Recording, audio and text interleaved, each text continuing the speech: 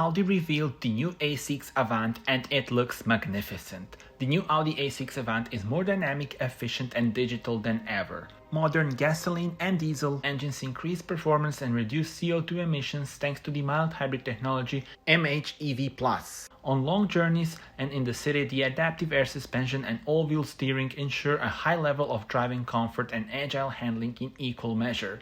The outstanding drag coefficient of 0.25, the best value of an Audi Avant with a combustion engine, means high efficiency and demonstrates the perfect interplay of form and function. Orders for the new Audi A6 Avant can be placed as of March 2025.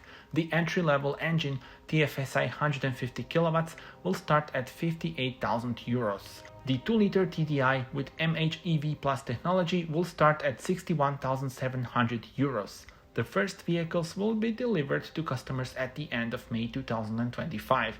Tell me in the comments, how do you like the car?